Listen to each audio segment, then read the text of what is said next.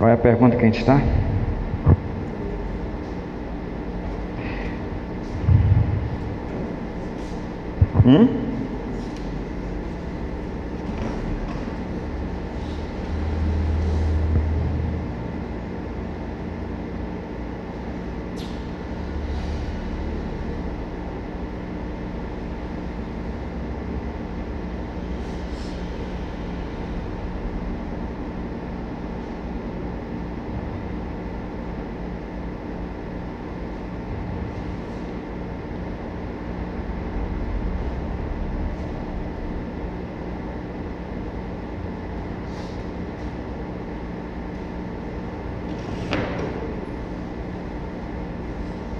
Só vou começar quando alguém disser a pergunta. Obrigado. Um dia que eu vou ser professor, vou ser chato pra caramba. Pense, é dos professores chatos que as pessoas se lembram. Puxem da memória de vocês para ver se vocês lembram de um professor simpático. Bem que aquele professor tinha razão, mandava eu estudar, hoje que é que eu me tornei, né? Vamos lá.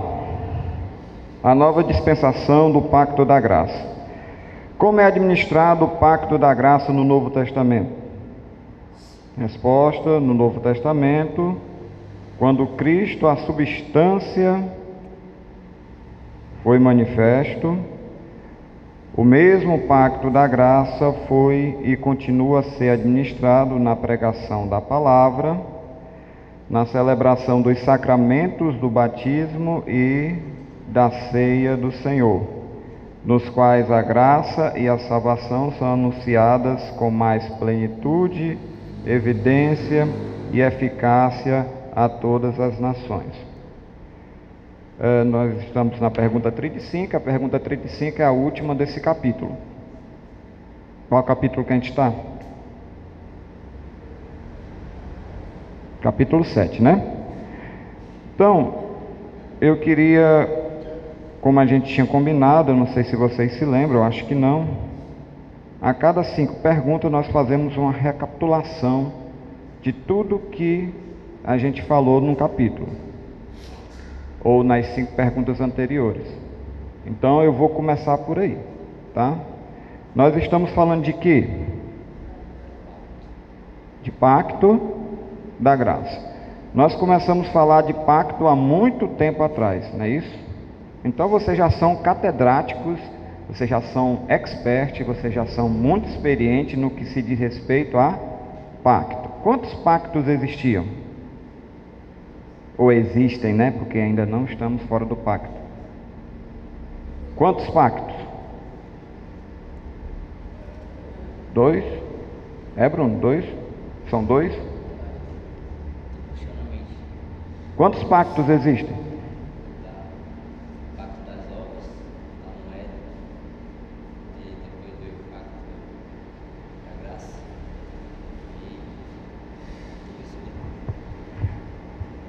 Existem 2 pactos.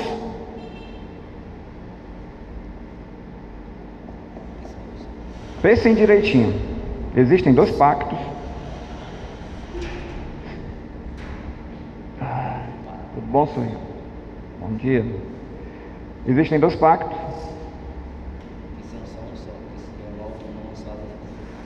É um só? Agora eu fiquei confuso. Tu disse nesse instante que era pacto das obras e pacto da graça, agora só disse que existe um. Qual é esse pacto? Que é novos em um só. Vou falar, Tom. Qual é? Se renovam em um só pacto. Se renovam? Se torna só um pacto só. Se tornam um pacto só. É isso mesmo. Se você for o pacto das obras, o que é que exigia no pacto das obras? Afinal, o que é um pacto, né? O que é que tem dentro de um pacto? Quais são os elementos de um pacto? Promessa. Os elementos de um pacto. Primeiro, para ter um pacto, tem que ter as partes, né? Os pactuantes. Quem são os que atuam dentro do pacto?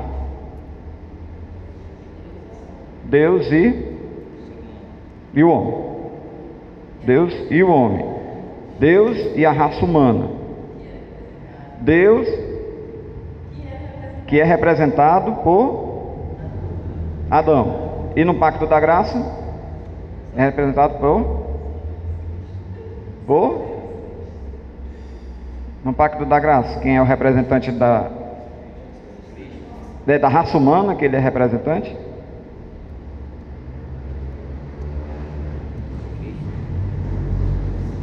Cristo representa quem no pacto da graça? Oi? Os eleitos. Então, primeiro Adão e o segundo Adão. Ora, primeiro Adão teria que cumprir algumas regras, né? Ou uma regra só. Então, existiu o pacto, Deus e a raça humana. No pacto das obras era Adão, representante nosso. No pacto da graça, o representante dos eleitos era o próprio Deus, Cristo Jesus. Certo? Existia uma lei. Qual é a lei? Porque todo pacto existe regras, não é isso? Quando você vai firmar um contrato de aluguel, existem as regras do aluguel. Quando você vai fazer uma venda, existem as regras da venda.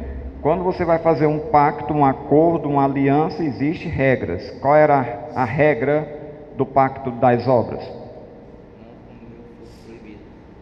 Não desobedecer a Deus, não comer o fogo. O pacto, a regra era: obedeça e viva. Então a regra é a obediência. Só tinha uma regra no pacto das obras. Pacto da graça. Qual é a regra?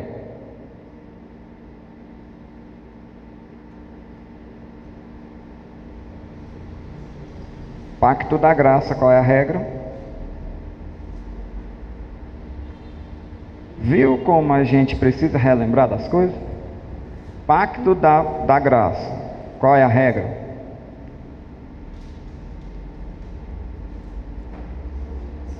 Vocês lembram aquele jovem rico que chegou a Jesus e disse: bom mestre,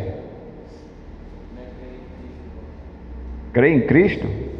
Vamos ver o que é que o jovem rico disse. O que é que o jovem rico disse? Chegou diante do mestre e disse o seguinte: bom mestre, o que farei para herdar a vida eterna? Bom mestre, o que farei para herdar a vida eterna? O que é que Jesus disse? Pois é. O que é que Jesus disse? Não, sério, o que é que Jesus disse? Vês o que está escrito na lei? Ele citou os 10 mandamentos. Ele disse assim: crê em mim, será salvo? Jesus disse isso para o jovem rico?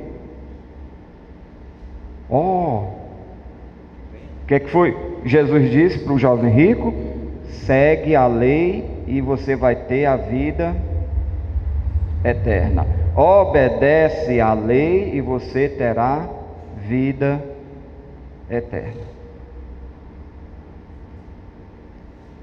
Então, qual é a regra dentro do pacto da graça?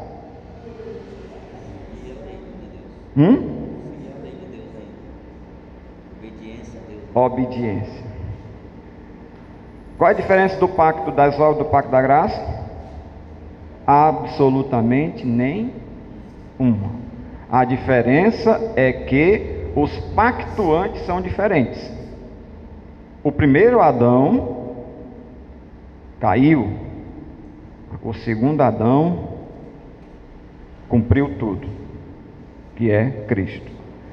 Então, o que Adão deveria ter feito no primeiro pacto, Jesus fez no segundo, que no final das contas é o mesmo pacto. Os pactuantes, a lei, existia a liberdade de escolha, porque quando você faz um acordo, ou você segue o acordo, ou você não segue o acordo. Então, o que é que aconteceu com Adão? Ele fez uma escolha errada. E aí, o que é que aconteceu? Queda. Então, quando você olhar para o nome queda, você lembra de escolhas erradas. Livre-arbítrio. Adão tinha livre-arbítrio? Tinha. Qual o livre-arbítrio de Adão? Senhora? Qual é o livre-arbítrio de Adão? Não, obedecer ou não obedecer. Mas qual foi o livre-arbítrio? Qual foi a escolha dele? Desobedecer, né? Então, o livre-arbítrio significa poder desobedecer a Deus. Para Adão, livre-arbítrio significa isso. Porque se não tivesse o pacto, ele não tinha escolha, concorda comigo? Então ele sempre iria obedecer a Deus. Certo? Hoje em dia, você sempre obedece a Deus? Você nunca obedece a Deus. Então, o seu livre-arbítrio de obedecer a Deus foi tomado. Então, antigamente, antes da queda, o homem não poderia desobedecer a Deus se não tivesse o poder da escolha que Deus deu a ele por misericórdia. Depois da queda, o homem não pode mais, não consegue mais obedecer a Deus, porque ele é escravo de quem? Do pecado. Então, dentro do pacto tem os pactuantes, a lei, a liberdade de escolha e recompensas e punições. Qual seria a recompensa dentro do pacto das obras? Viver a vida. Vida. Vida o quê? As duas vidas, vida terrena e vida eterna, ou só uma vida? Duas. A vida longe de doença, que não teria mais essa questão do pecado, então o pecado não poderia mais atrapalhar, não traria essas mazelas que nós temos no nosso corpo. E, além do mais, teria a vida eterna. Certo? Mas isso ele não já tinha, não?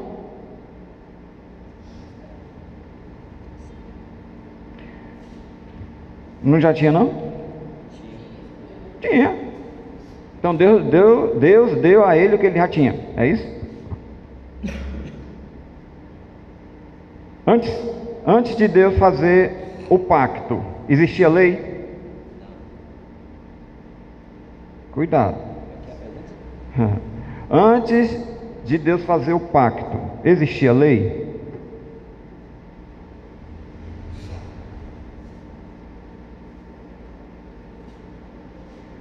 Essa teologia do pacto é uma teologia linda. Os puritanos antigos, eles viam tudo desse ângulo. Ou está dentro do pacto, ou está fora do pacto. Dentro do pacto, fora do pacto. Certo? Então, antes do pacto, existia lei?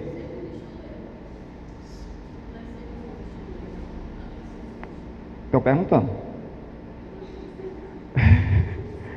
É sim ou não? E esta lei estava onde?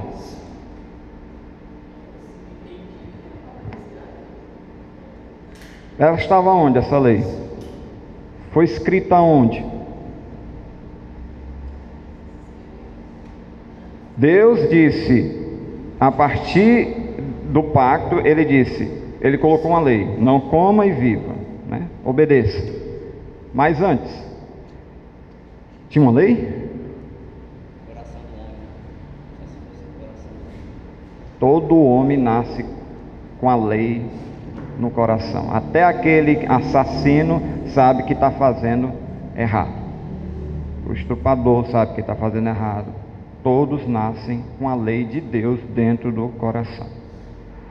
Certo? Inclusive aqueles que nunca ouviram falar, os índios que estão lá nunca ouviram falar, eles vão ser condenados porque a lei está escrita no coração. Eles deveriam adorar aquele que formou o sol, a lua, as estrelas, e não adoraram. Fizeram da criação, inverteram, né? Fizeram a criação seu Deus, enquanto o Criador não fizeram nada. Então, a lei estava no coração de Adão. Se Deus, em sua infinita misericórdia, não tivesse chamado o homem para um pacto, o homem, ele, tendo uma lei dentro do coração dele, poderia pecar? Poderia desobedecer?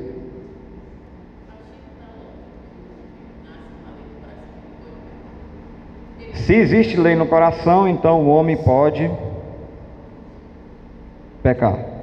Então, quando é que começa a graça de Deus? Sempre existiu.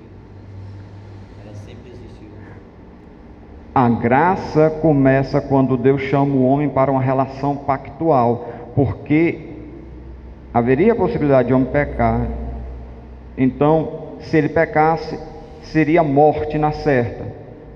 E não teria como ele mais ter a vida eterna. Então Deus arranjou um meio nos seus decretos eternos para que o homem encontrasse o caminho da vida. E o caminho da vida quem é? Cristo. Então a graça no pacto, quando você diz que no pacto tem graça, a graça é aí. Deus não tinha obrigação de fazer com que o homem encontrasse o caminho de volta. Certo? Então, pactuantes, leis, recompensa, punição, liberdade de escolha. Vamos falar um pouquinho, só relembrar, que eu tenho certeza que vocês sabem, vamos falar um pouquinho sobre a presença da lei no pacto, certo? O que é a lei dentro do pacto? A lei dentro do pacto são exigências legais para o relacionamento entre Deus e suas criaturas. São princípios da vontade divina para a relação pactual. Era como Deus queria que a relação acontecesse, até porque um pacto feito entre a criatura e o Criador é diferente de um pacto feito entre eu e o Bruno. Nós somos iguais, temos a mesma estrutura, temos a mesma origem. Deus não, Deus é superior. Quando Deus faz um pacto com o homem, ele se rebaixa. Isso é graça. Ele não deveria ter feito, mas fez por livre e espontânea vontade. Estava nos seus decretos eternos. Então, para isso, ele instituiu a lei. Obedeça. Obediência a uma ordem, certo? Essa é a lei do pacto. Aí eu pergunto para vocês, já que vocês acham que sabem tudo. Diante de tudo que eu falei, a história da salvação começa quando?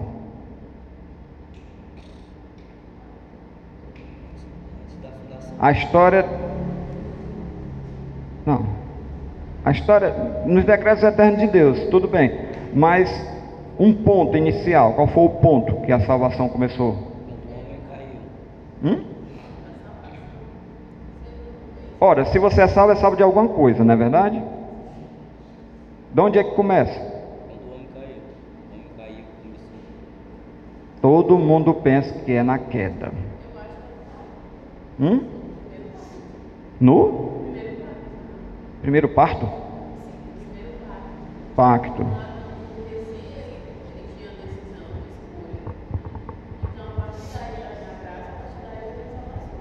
Exatamente. Quando se institui o primeiro pacto, a história da salvação já começa aí. Então, a história da salvação não começa com o pecado, e sim com a lei de Deus. Salvar de quê? E o que é o pecado? É ir contra a lei de Deus. Então, quando você vê vida eterna na Bíblia, vida eterna começa quando?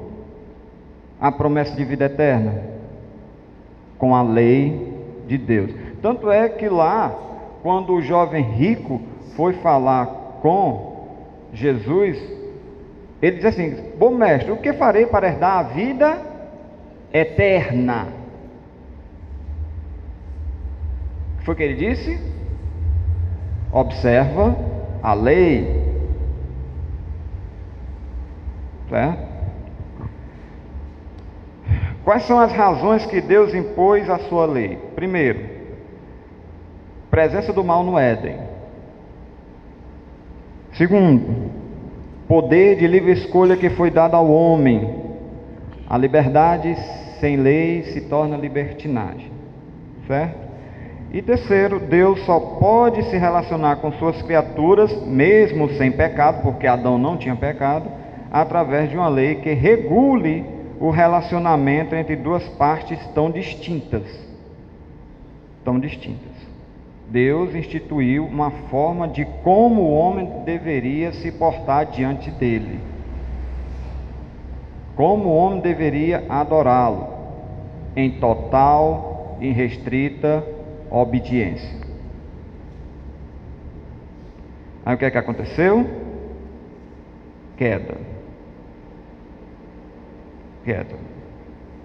Deixa eu só ler aqui uma observação que eu coloquei, que aí a gente parte para outro assunto. Antes da relação pactual, a lei de Deus já estava escrita no coração do homem, de tal maneira que este sabia como agradar seu Criador.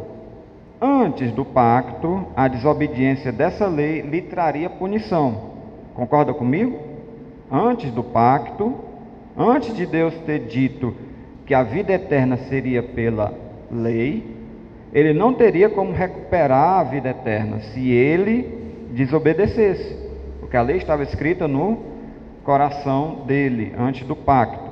Então, antes do pacto, a desobediência dessa lei lhe traria punições, mas o cumprimento, ou seja, se ele obedecesse fielmente todo o tempo, não lhe traria nenhuma recompensa. Então Deus, por infinita graça e misericórdia, chamou ele para um pacto. Antes do pacto, nenhuma lei foi dada como condição de se obter vida eterna. Concorda comigo? A lei estava escrita no coração do homem, mas ela não era condição para se obter a vida eterna. Porque se ele desobedecesse, ele morreria. Não teria como recuperar aquilo que ele já tinha, que era a vida eterna. A lei tornou-se condição de vida quando Deus decidiu soberanamente estabelecer o pacto. Eis aí o início da graça. Então, se você criar uma linha de acontecimentos que eu desenhei aqui, Adão foi criado, Deus colocou a lei no coração de Adão. A obediência a essa lei não conduziu o homem à condição de vida eterna. Deus chama o homem para um pacto. Deve ser aqui do lado. Deus chama o homem para um pacto, chamado pacto das obras. Por que pacto das obras? Porque o homem deveria fazer alguma coisa, que seria a obediência, né? Dentro do pacto das obras, a vida eterna só foi possível quando Deus quis torná-la efetiva através da lei do pacto. E aí se dá o início da graça. A lei em si mesma não foi dada como fonte de vida eterna. A lei é apenas um meio no pacto para viabilizar as relações no pacto E é Deus que é fonte da graça que torna efetiva a possibilidade de vida eterna. E o que é vida eterna?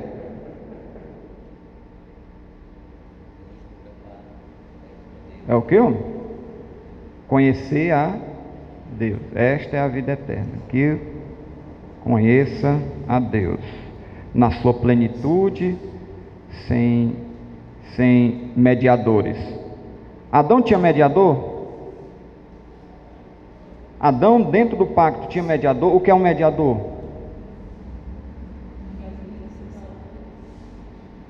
É aquela pessoa que fala por mim, né? Aquele que media, que intercede, que vai na minha frente, porque se eu aparecer, o cara vai dar umas bolachas em mim, né? Mediador. Aquele que age em favor de alguém. Certo? Adão tinha um mediador?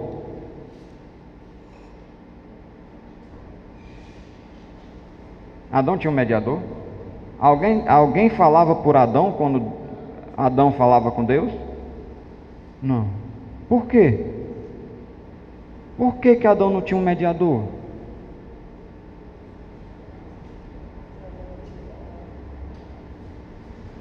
Não precisava. Por que não precisava? Só era ele e Deus, né? E depois da queda, desistiu mais gente? Aí depois da queda, Adão não pôde mais falar com Deus, que Deus expulsou do jardim. E aí? Só tinha ele e Deus também, depois da queda. Antes da queda, por que Adão não precisava de mediador? O que é que nos afasta de Deus? Isso! Muito bem.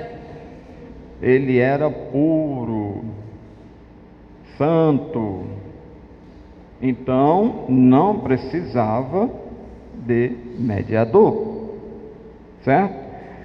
Então, depois da queda, seguiu-se um novo período chamado de dispensação. Qual é a diferença entre dispensação e pacto? Se vocês forem por aí, as pessoas vão dizer que existem 7 dispensações. Os neopentecostais, os pentecostais, que era a maneira que Deus, naquele período, tratava o seu povo, de uma maneira específica. Não existe isso é antibíblico, tá? Só existem 3 dispensações. E dispensação é o seguinte: quando você ouvir o nome dispensação, associe administrações. O pastor não falou no domingo retrasado sobre administrações? Profecias, tipos, símbolos, né? Isso é um modo em que a administração da salvação e da graça de Deus foi feita para o seu povo. Então, quando eu falo de administrar, eu falo de dispensar alguma coisa ao povo. O que é essa alguma coisa? A graça e a salvação. Como vocês vão adquirir a salvação, a vida eterna e a graça? Onde é que veio a graça, certo? Então, dentro do pacto das obras era uma dispensação? O pacto das obras era uma dispensação?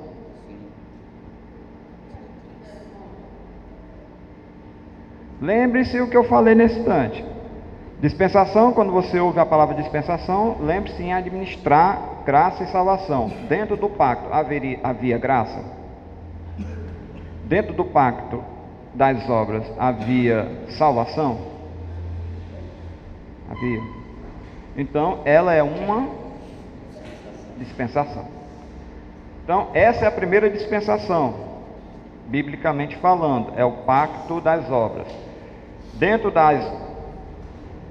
Uma vez eu falei aqui para vocês que pacto das obras é um pouco errado falar assim, porque dentro do pacto das obras existia a graça. Então, prefiro falar em pacto de criação, da criação, certo? Então, dentro do pacto da criação, ou como muitos chamam, o pacto das obras, existia graça e salvação, e era administrado. Depois da queda, existiu administrações de salvação, saúde, de salvação e de graça? Foi? Existiu de que forma? Existiam as administrações da graça e da salvação? Não estou falando de pergunta difícil não. Vocês já viram na aula do pastor? Vocês viram na aula do pastor? Qual foi? Como é que era administrado?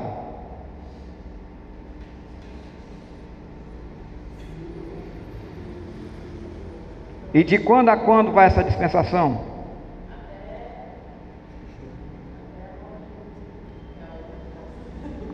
Como é que é? Eu estou entendendo que a primeira dispensação seja o pacto, a segunda seja a lei de Moisés e a terceira seja o sacrifício de Jesus. Eu acredito que seja. Perfeito. É isso mesmo. Primeira dispensação, pacto das obras. Adão criado, Adão cai. Primeira dispensação. Primeiro tipo de administração da graça e da salvação. Queda até a crucificação de Cristo e ressurreição, segunda dispensação. Como é que era administrado nesse período de tempo a graça e a salvação? Nós vimos na aula que o pastor ministrou domingo retrasado. Através de quê? Vamos voltar para a pergunta 34. Quem tem um catecismo maior, por favor, volte para a pergunta 34. Como foi administrado o pacto da graça no Velho Testamento? Dispensação, também chamada de Velho Testamento. No Velho Testamento, na Velha Aliança,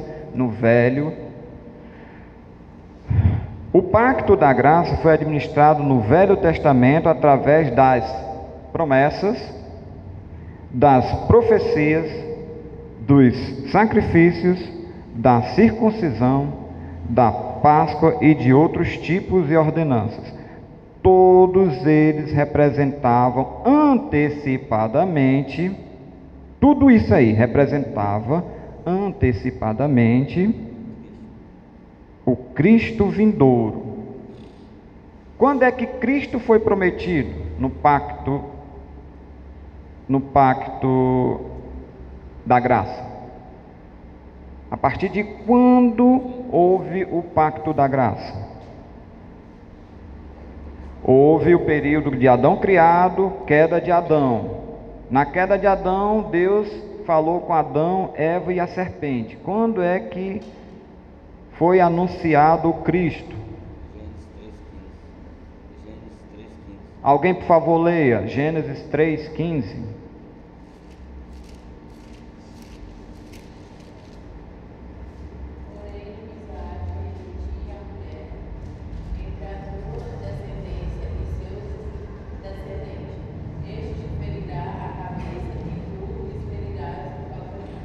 Isso é o Evangelho, a promessa de um Redentor. Cristo viria. Então, quando você lê aqui a pergunta 34, Deus prometeu lá em Gênesis 3:15 a vinda de um Messias, a vinda de um Salvador. E aí, durante o Velho Testamento, foi administrado através de profecias, de promessas, da circuncisão, da Páscoa, tudo isso, aquele Messias que havia de vir. Através dessas administrações, o povo lembrava que viria um Redentor, aquele que conduziria de novo à vida eterna. Então, todos eles representavam antecipadamente Cristo, o Cristo vindouro, e foram, àquela época, a época do Velho Testamento, suficientes para edificar os eleitos na fé do Messias prometido por quem obtinham a total remissão dos pecados e a salvação eterna. Então, essa dispensação foi feita através desses símbolos. A dispensação termina quando Cristo vem. Ora, aquilo que os sacrifícios, as promessas apontavam, que era chamada a substância, o catecismo trata como a substância, a realidade, chega Cristo Jesus. Aquilo que era apontado agora é realidade. A realidade chegou, o Messias chegou, Cristo chegou. Para quê? Só? O que é que Adão foi? Porque Cristo é chamado de segundo Adão. Então, não é à toa que Cristo é chamado de segundo Adão. Nós dissemos no início que o primeiro Adão não conseguiu cumprir aquilo que Deus exigia. O que é que Deus exigia? A obediência. Concorda comigo? A obediência a quê? A lei de Deus. Cristo veio cumprir a lei. Tanto é, ele diz assim: eu não vim revogar a lei, eu vim cumpri-la. Eu vim cumpri-la, total e restrita, porque a exigência de vida eterna está no cumprimento da lei. Aquele que cumprir a lei em todos os seus mandamentos e estatutos tem a vida eterna, é varão perfeito. Está com fome? Oh.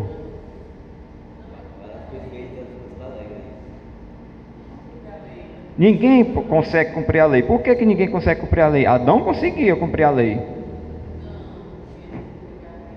Não, porque ele não tinha pecado. Ele era servo de Cristo. Ele não foi escravo do pecado. Nós corrompemos a nossa natureza. Somos escravos do pecado. Nossos desejos estão rendidos ao pecado. Certo? Então não conseguimos cumprir a lei. Então Cristo, como segundo Adão, teve que cumprir a lei. Além disso, havia uma dívida. Qual era a dívida? Além de Cristo ter vindo aqui para cumprir a lei, existia uma dívida para com Deus. Qual era?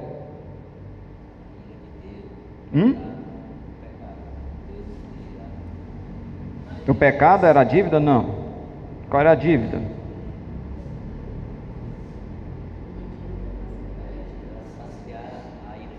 Para saciar a ira de Deus, o que é que deveria acontecer? Alguém teria que morrer. Adão morreu na mesma hora? Não. Espiritualmente sim, mas fisicamente não. Até porque a promessa é que da mulher viria o descendente. Então ele não poderia extinguir a raça humana. Concorda comigo? Então, a ira de Deus exige uma restituição, uma morte. Morte de qualquer pessoa? Morte daquele a quem todos falavam no Velho Testamento. Daquele que viria, que seria perfeito, o Cordeiro de Deus que tirava o pecado do mundo. Por que cordeiro? Porque era um símbolo de pureza, de inocência. Lá em Levíticos, é interessante, quando eu comecei a fazer esses estudos, eu comecei a estudar Levíticos, que eu nunca tinha lido na minha vida. 30 anos de evangélico, nunca tinha lido Levíticos. E eu comecei a ler Levíticos. E o livro de Levíticos, me permitam aqui nas minhas anotações pegar. O livro de Levíticos, ele é dividido assim: leis referentes às ofertas, leis referentes ao sacerdócio, leis referentes à purificação, leis referentes às festas e leis referentes à terra. Tudo é lei, é um livro de lei, é um código, é um manual para o sacerdote do Antigo Testamento. É como ele deveria fazer o sacrifício, é como ele deveria fazer as festas, a purificação, é como deveria fazer tudo, era um manual. A gente não tem um manual aqui da igreja? Deus deixou um manual através de Moisés para o sacerdote. Então, se você ler o primeiro capítulo de Levíticos, fala sobre ofertas, fala sobre sacrifício, aí fala sobre boi, fala sobre gado miúdo e fala sobre passarinho, que eles deveriam trazer para imolar e ser queimado completamente no altar. O que é que significa isso?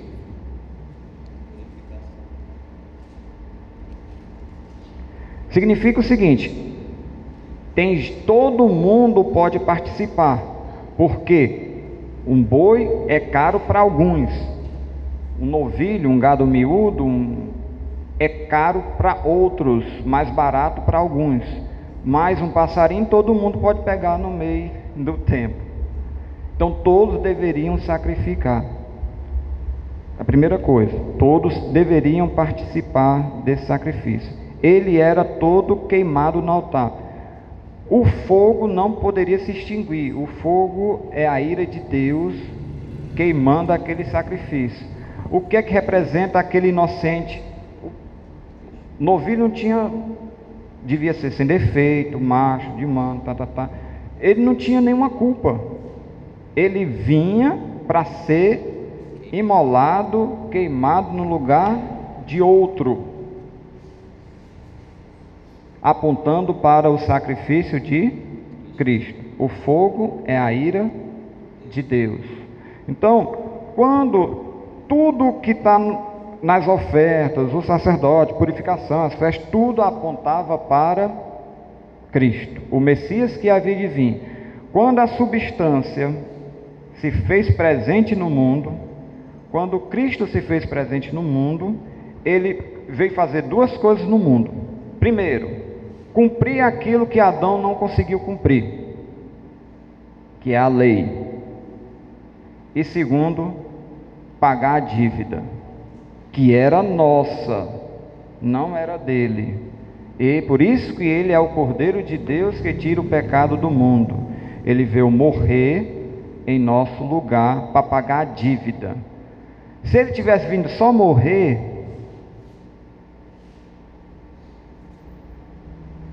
ele só estava restituindo aquilo que nós, dentro do pacto, falhamos.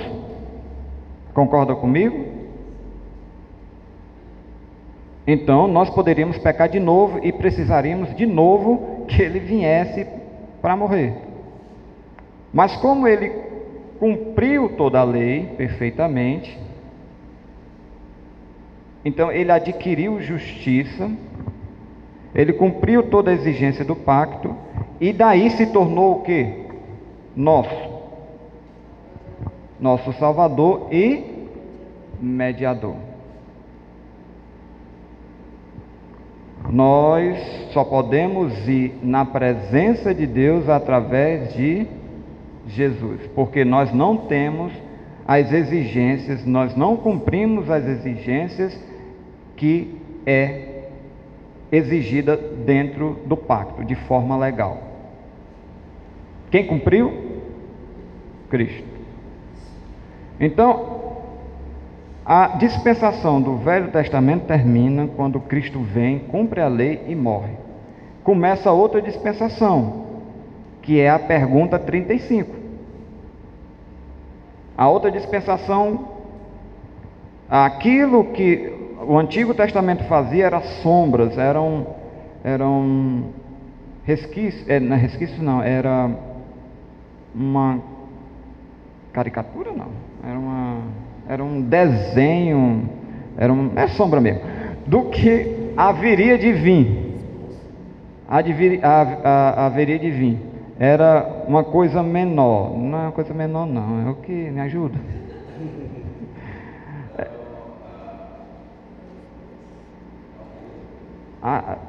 Dizendo que aqueles sacrifícios, aquilo que apontava para Cristo, eram sombras. Mas eu quero usar outra palavra. Mas vocês entenderam? Então, aquilo que não era pleno, a plenitude ocorreu na vinda de Cristo. Tudo foi revelado quando Cristo veio. Figuras. Pronto, figuras. Eram coisas figuradas, figurativas. Pronto. Simbologias.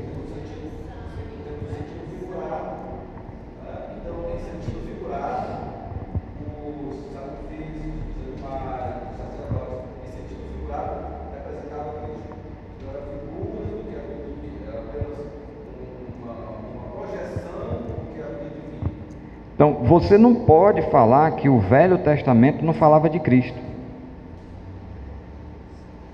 Você não pode falar que o Deus do Velho Testamento é diferente do Deus do Novo Testamento.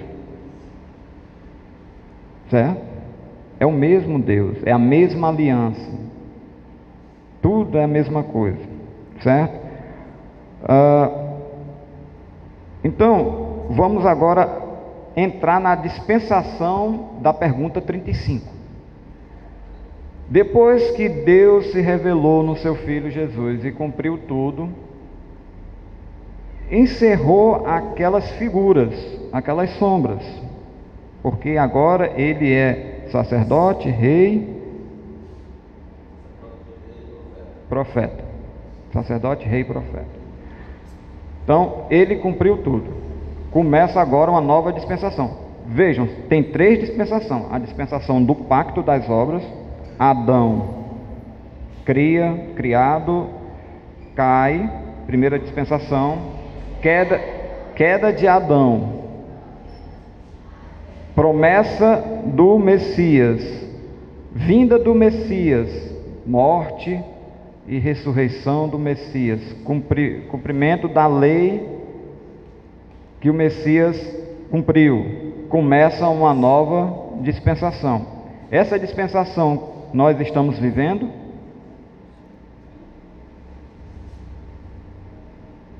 Até quando será a nova dispensação, essa dispensação?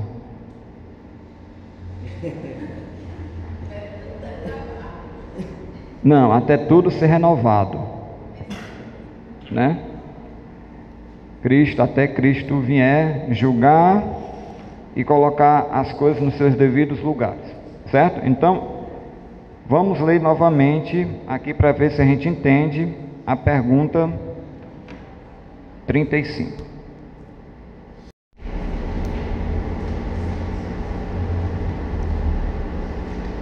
Como é administrado o pacto da graça no Novo Testamento? Alguém pode ler, por favor?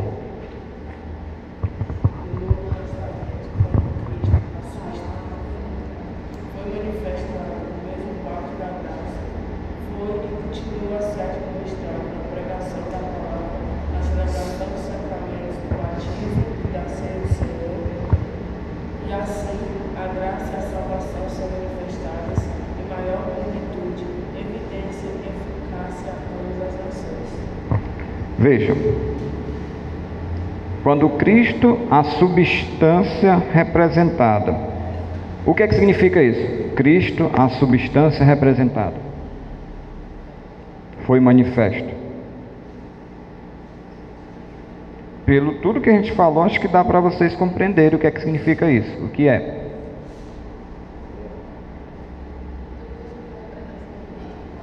Senhora?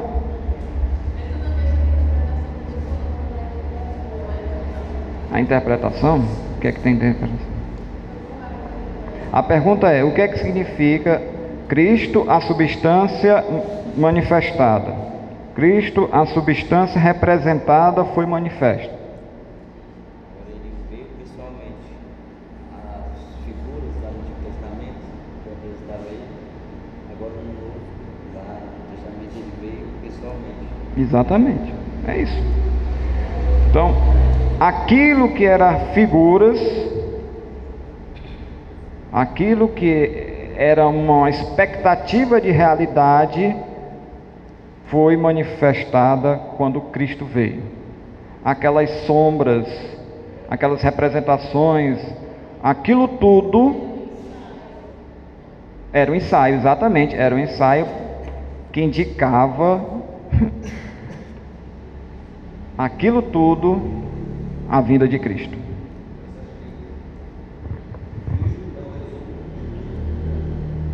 Cristo é o resumo de tudo. Cristo é o resumo de tudo, lá do Antigo Testamento. Tudo que aconteceu no Antigo Testamento, foi tudo resumido em Cristo. Tudo. Então o Antigo Testamento todo foi condensado em uma palavra: Cristo. Profetas, sacerdotes, reis, sacrifícios, ofertas, festa de lua nova, festa dos tabernáculos, o próprio tabernáculo, tudo ali resumiu-se em Cristo. Então isso é importante para que a gente não possa ter a ideia de uma dicotomia, uma separação. O Antigo Testamento é uma coisa, o Novo Testamento é outra. Não. No Antigo Testamento se resume em Cristo. Tudo apontava para Cristo. E o próprio Cristo, ele se responsabilizou em dizer o que do Antigo Testamento iria continuar na nova dispensação. Então, primeira dispensação passou, segunda dispensação passou, estamos vivendo a terceira dispensação. Então, tudo da primeira dispensação e segunda dispensação resumiu-se em Cristo, e agora Cristo diz o que é que da segunda dispensação vai continuar na terceira dispensação. Aí que nós vamos entender a questão que os sacrifícios não existem mais, vamos entender que o dízimo permanece, vamos entender que a lei de Deus, ela hoje serve para apontar o nosso pecado, para que o nosso pecado nós possamos nos ver refletidos como pecadores diante da lei de Deus, mas ela não salva. Quem salva é Cristo, porque obedeceu a lei e morreu por nós. Então Cristo, ele vem e ele faz e vai dizer para nós o que da segunda dispensação permanece na terceira dispensação.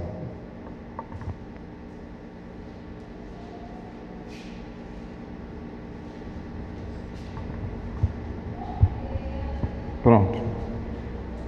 Então vamos continuar.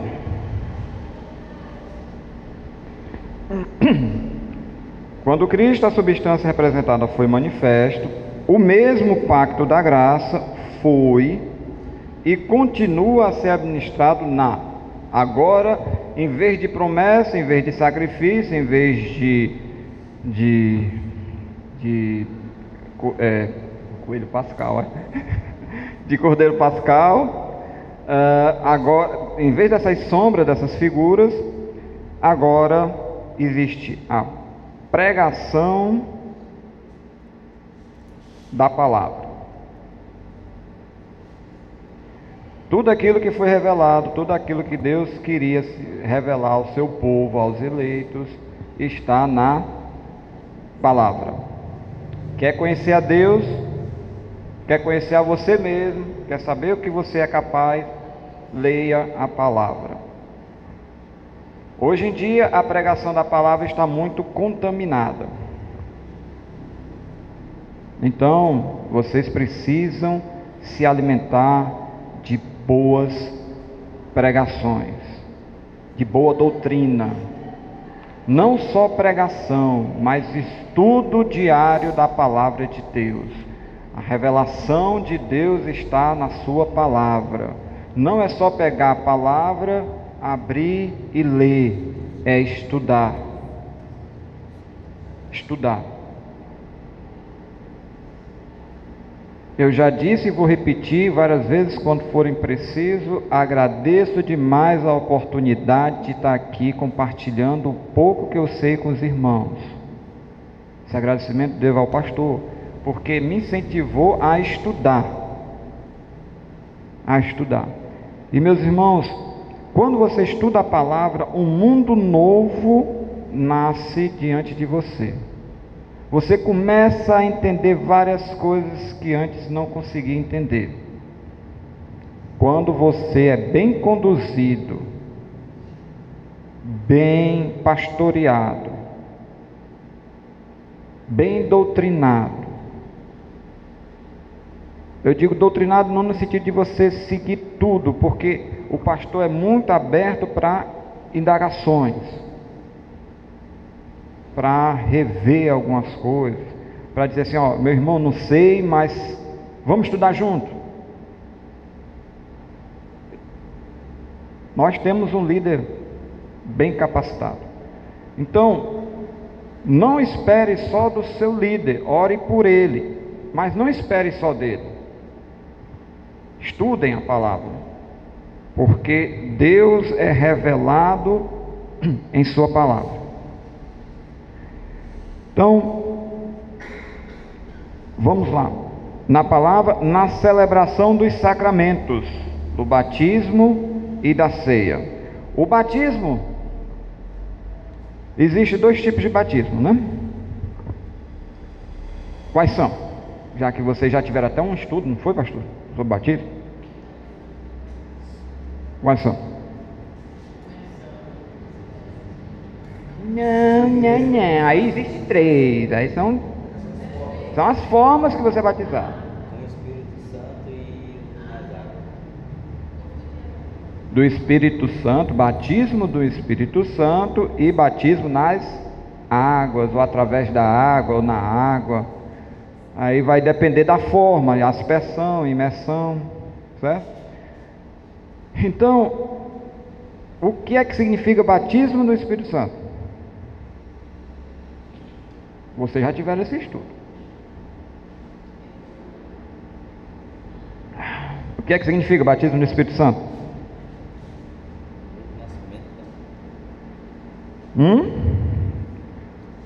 Lembrem-se bem. A administração, o que é uma administração? É a forma que a salvação e a graça é administrada. Então a forma na nova dispensação, na nova aliança, que Deus instituiu para a administração da salvação e da sua graça é através da celebração dos sacramentos. Um deles é o batismo. Então, faça essa ligação. O que é o batismo do Espírito Santo?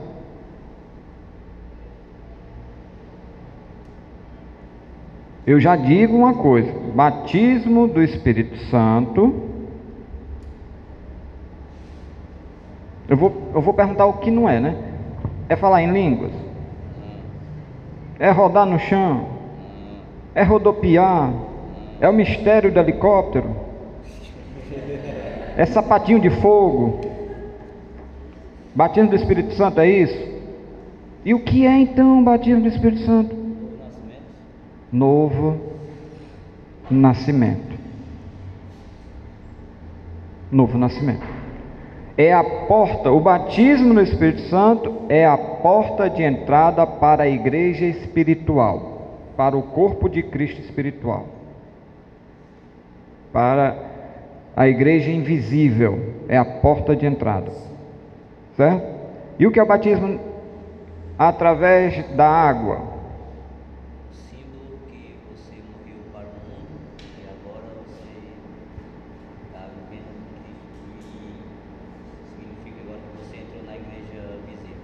Exatamente. É um sinal que você agora faz parte do corpo visível de Cristo, certo? Então, quando você celebra isso, você está celebrando o quê?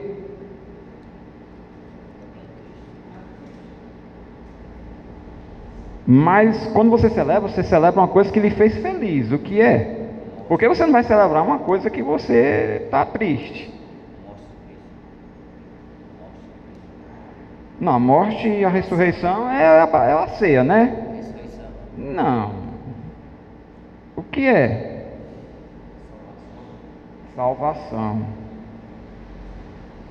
Salvação.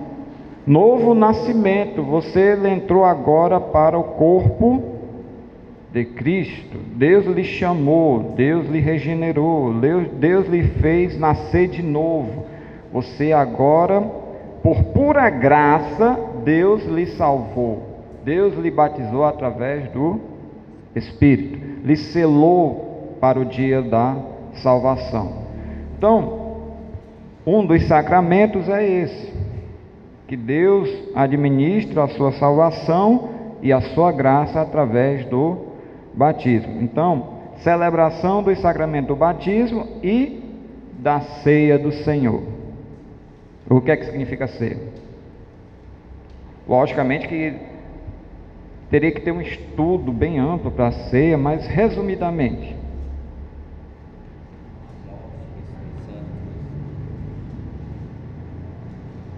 morte e ressurreição.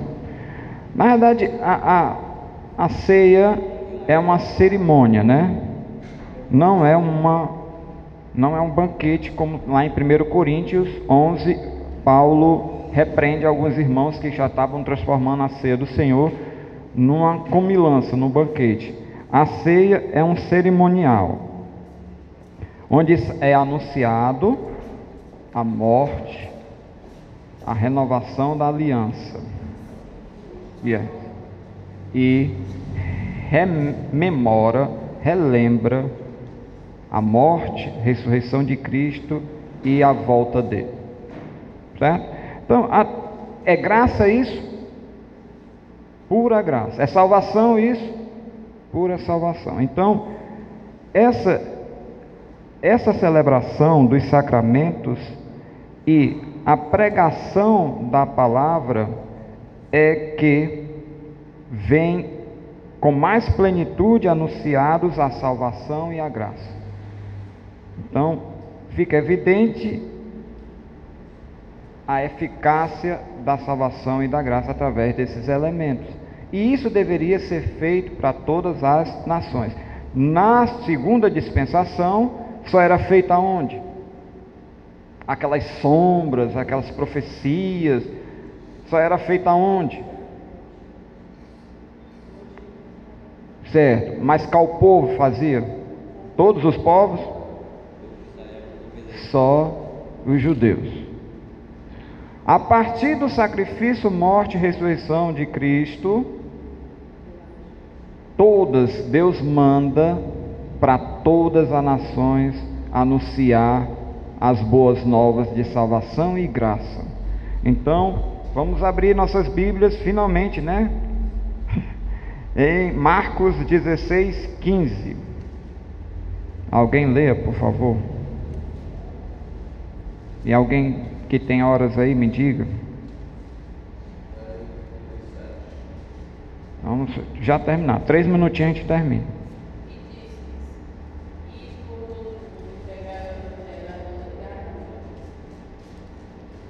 Então, alguém abra em Mateus 28, 19 e 20.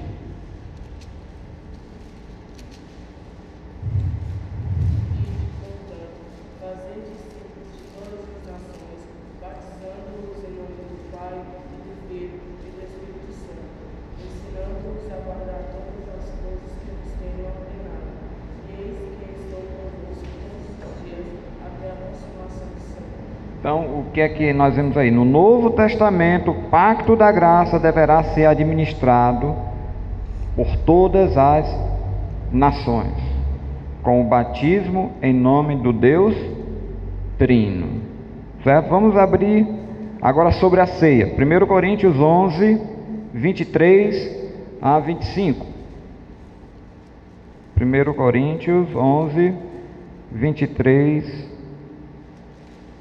a 25. Eu recebi do Senhor, porque também vos entreguei, que o Senhor Jesus, na noite em que foi traído, tomou o pão e, tendo dado graças, o partiu e disse: Isto é meu corpo que é dado por vós, fazei isto em memória de mim. Por semelhante modo, depois de haver ceado, tomou também o cálice, dizendo: Este é o cálice da nova aliança, meu sangue. Fazei isto todas as vezes que bebedes em memória de mim. em memória de mim, para você lembrar do sacrifício e da graça de Deus, porque Deus prova o seu próprio amor pelo fato de ter Cristo morrido por nós, sendo nós ainda pecadores. 2 Coríntios 3, 6 a 9.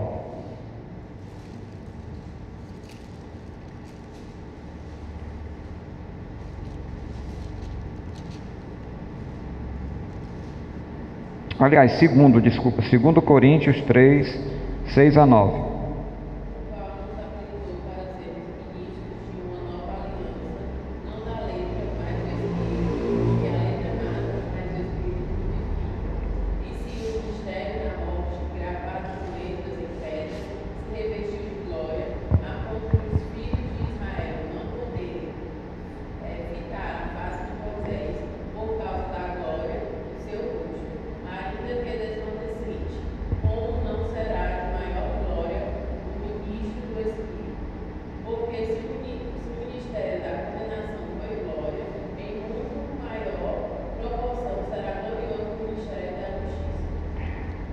Resumindo o que vocês sabem, esse negócio que a lei mata, vocês sabem disso que o pastor já falou várias vezes. E o tempo também não deixa a gente esmiuçar. Então, resumindo, esse texto fala de como a administração do pacto da graça no Novo Testamento é superior à administração no Velho Testamento. Porque o Velho Testamento era sombras e agora no Novo Testamento há a plenitude, né? A eficácia. Então vamos ler só mais uma passagem e aí a gente termina o assunto. Hebreus 8, 6. Hebreus 8, 6.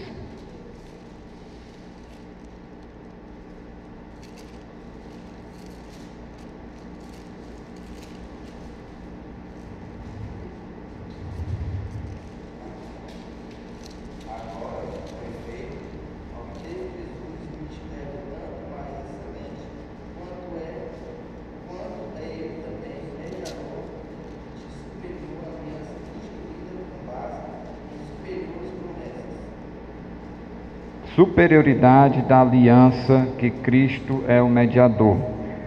No mesmo capítulo, de 10 a 11. Hebreus 8, 10 a 11. E a gente fecha.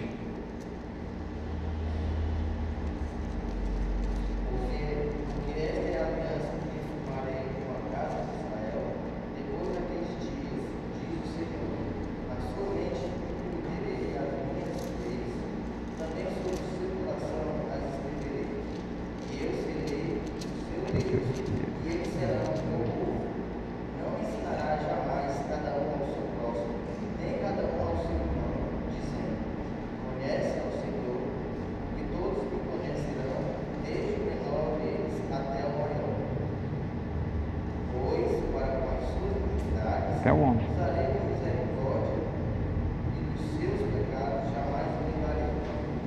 É só até o 11. Obrigado. Mas tudo bem. Então, esses trechos de Hebreus 8 nos mostram a superioridade da administração do Pacto da Graça no Novo Testamento sobre a administração do Velho Testamento. Resumindo, nós vivemos numa aliança superior, porque temos um sacerdote, um profeta e um rei superior que cumpriu tudo. Nós temos ele como nosso mediador, nosso salvador. Sem ele, nada do que se fez se faria. Para ele, toda honra, toda glória, para todo sempre. Que Deus em Cristo aplique aos nossos corações esse ensinamento dessa manhã.